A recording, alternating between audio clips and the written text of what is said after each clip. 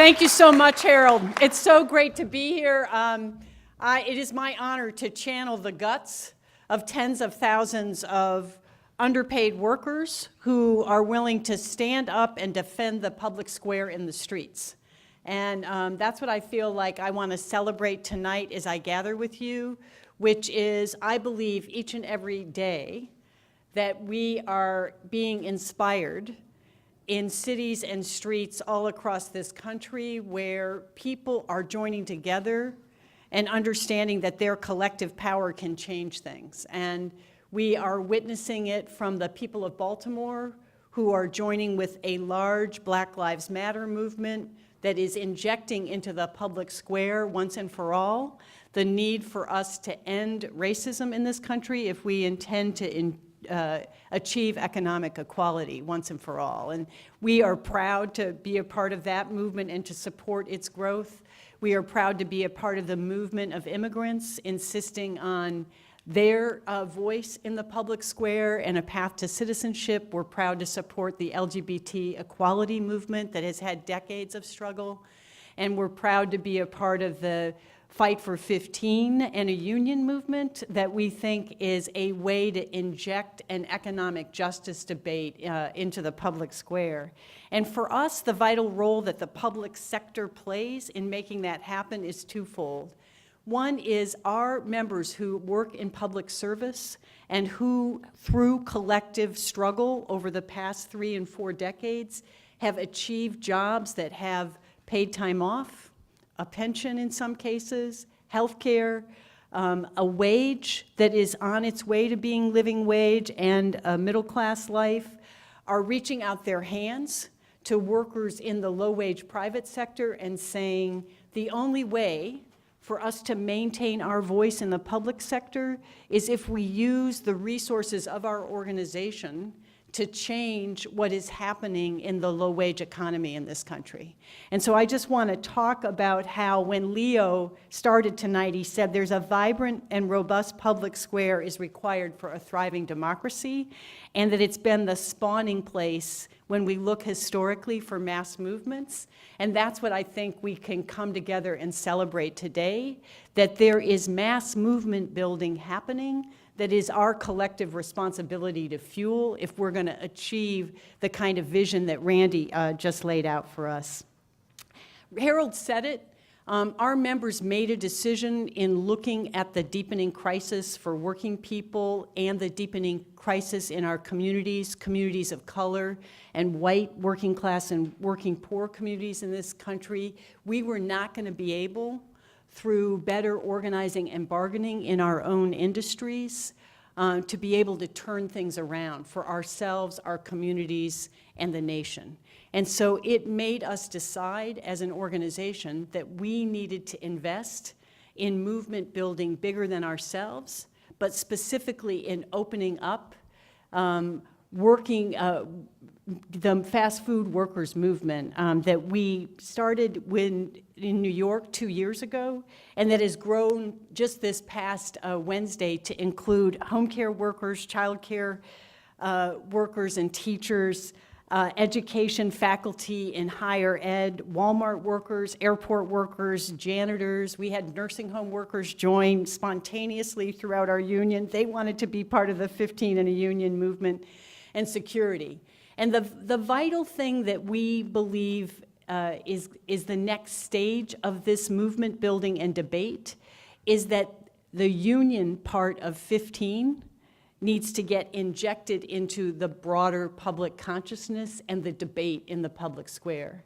Because we don't believe, without, as Randy said, we are going to be able to raise wages, create good jobs, and do the targeted strategies that are required in communities of color to get work to be valued again. We don't believe that's going to be possible on the scale required without workers being able to form independent economic and political organizations to continue the fight on so many questions of justice. So what we want to do is show you a video that sort of symbolizes where we are in this movement, and then I want to conclude with some reflections about what's next. Keep your eyes on the prize. Hold on. Hold on. Hold on. Hold on. Keep your eyes on the prize. Hold on. Hold on. Hold on. Keep your eyes on the prize. Hold on. Paul and Silas began to shout. Doors popped open and all walked out. Keep your eyes on the prize. Hold on. Hold on. Hold on. Keep your eyes on the prize. As an airport worker, I'm proud to come together as part of the growing movement of workers fighting for $15 an hour and a union. Like many other airport workers, I make only minimum wage and no benefits. When I look at the fight of fast food workers, I see my fight. We live in the same communities. We suffer the same problems, and that's why we are all determined to come to make a change. I've been a home care worker for 3 years, and the minimum wage that we're making is awful. I will be standing with the fast food workers for all around the world, standing out there to fight for 15 in a union.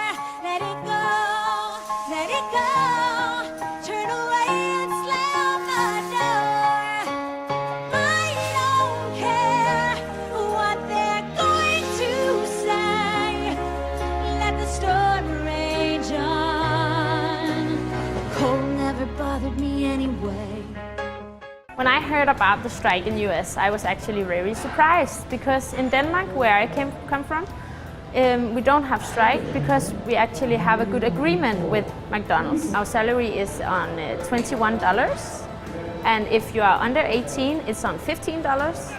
G'day guys, my name is Ian Lees-Galloway. I'm a Member of Parliament in New Zealand and I'm the Labour Party's Industrial Relations spokesperson.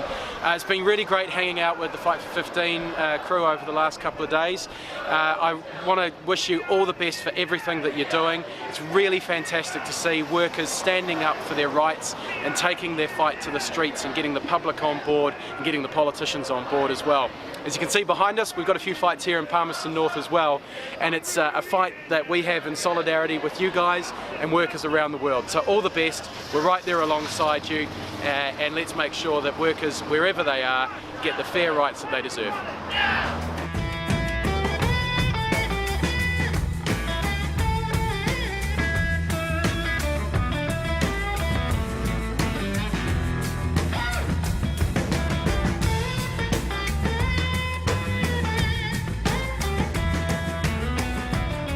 They said back in the 60s that we couldn't win, that we couldn't get a Civil Rights Act, that we couldn't get a Voting Rights Act, we couldn't get a Fair Housing Act, but we did it! We did it! And sometimes you have to use your marching feet, and sometimes you have to make a little noise. When I spoke at the march on Saturday, I said we need to make some noise.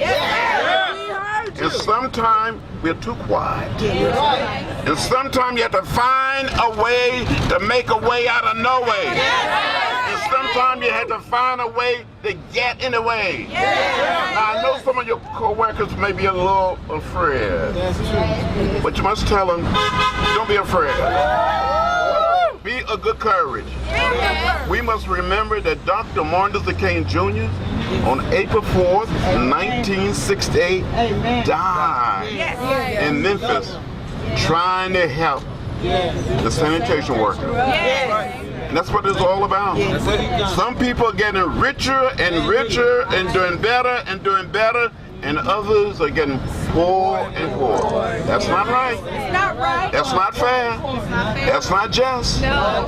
So get out there, keep walking, keep marching, keep talking, keep pushing, and keep pulling. And you will have a great victory, and you can count on my help.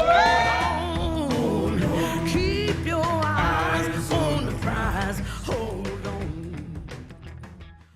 I think the key thing I wanted to share with this audience about the public square is there are two kinds of work that are being done that the National Domestic Workers Union and Caring Across Generations have done an incredible job of talking about how care work has never been valued since the founding of our nation and has been excluded because of race from overtime laws, from Social Security, and from being valued as work that we all need done in a way that provides for the dignity and respect of the care provider, both in home care for elders and the disabled and child care for the youngest of our nation. And those two voices being added to this movement, I think, have created an incredible opportunity for us in thinking about the public square, about how our tax dollars and the whole tax debate in this country have never been matched with how are we going to care for the future of our nation, both our aging population and the youngest among us, in a way that deals with both race and sex inequities that have been written into the history of this economy forever. And so their voices have been incredible. I met a woman named Kim Thomas in North Carolina. She works on average between 90 and 120 hours a week. She earns $10 an hour. She has no overtime, no sick leave, no paid vacation, no Social Security. She sleeps in 20 and 30-minute increments in naps in her car because she cares deeply about the clients she serves, but she has to work that many hours in order to make ends meet. She told me a pay raise to $15 an hour would allow me to work more livable hours and help me save for my retirement. I'm 50 years old and my agencies don't provide retirement benefits. And if I want to ensure stability for my future, I need $15 an hour.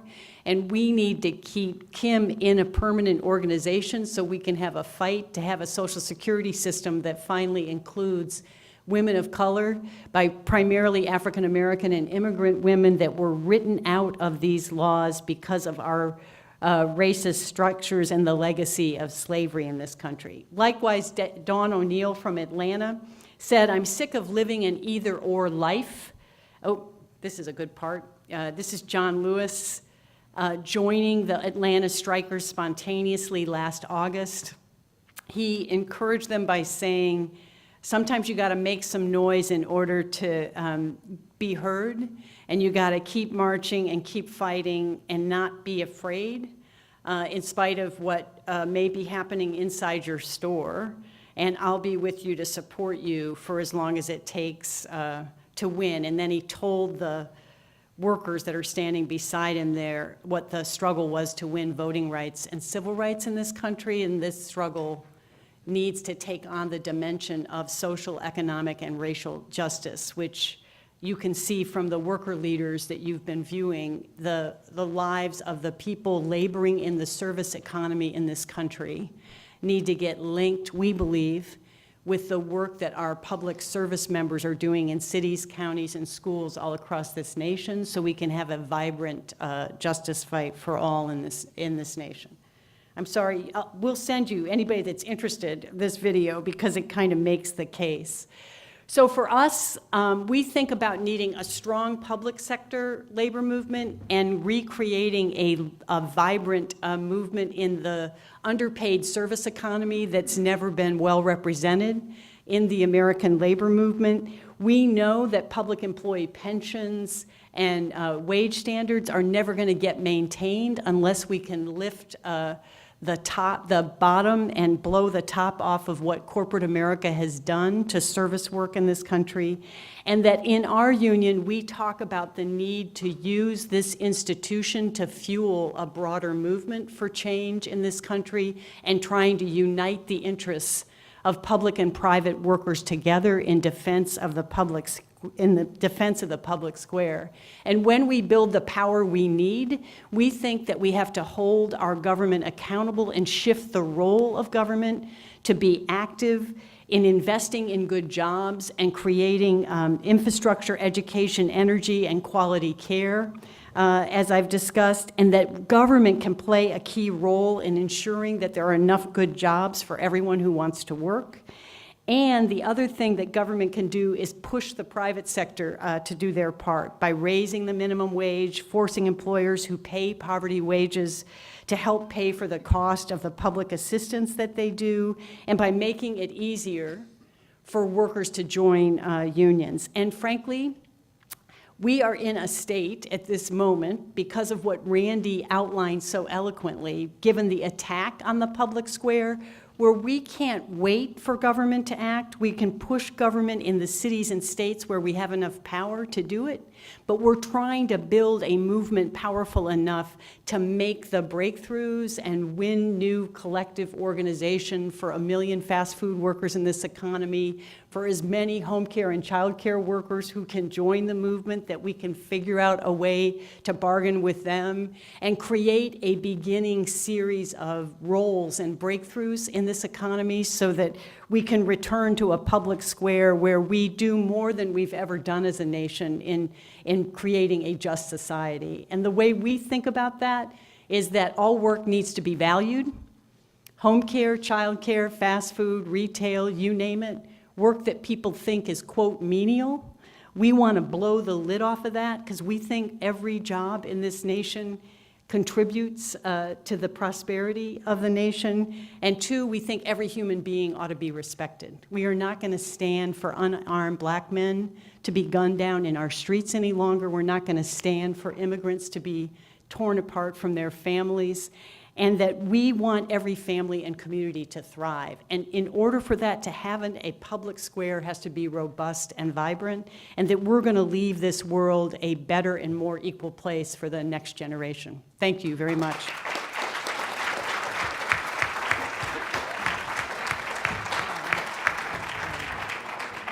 So, what is this?